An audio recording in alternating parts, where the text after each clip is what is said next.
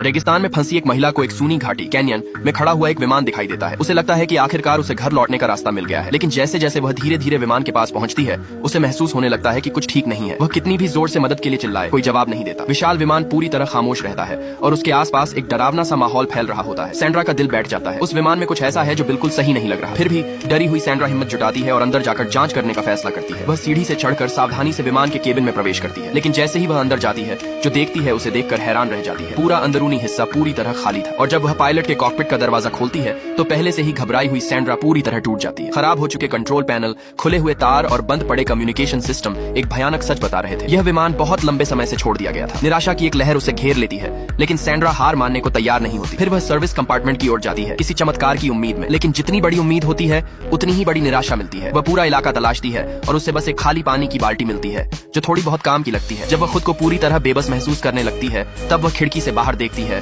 और अचानक उसके दिमाग में एक विचार आता है। वह दौड़कर कार्गो एरिया में जाती है और किसी तरह एक टायर बाहर निकालती है। फिर वह उसमें आग लगा देती है। काला धुआं आसमान में उठने लगता है और उसे उम्मीद होती है कि यह मदद का संकेत बनेगा, लेकिन बचाव का इंतजार करने की बजाय सैंड्रा सीधे नदी की तरफ जाती है और बाल्टी में पानी भर लेती है। उसकी नजरें लगातार दूर क्षितिज पर टिकी रहती हैं, मानो कहीं दूर कुछ बहुत कीमती उसका इंतजार कर रहा हो। अजीब बात यह थी कि वह बेहद प्यास से तड़प रही थी, फिर भी वह जीने के लिए लड़ नहीं रही थी। वह पानी की एक बूंद तक नहीं पीती और जब सैंड्रा आखिरकार अपनी उस रहस्यमय मंजिल पर पहुंचती है तो उसके सामने एक ऐसी सच्चाई आती है जिसे स्वीकार करना बेहद दर्दनाक था।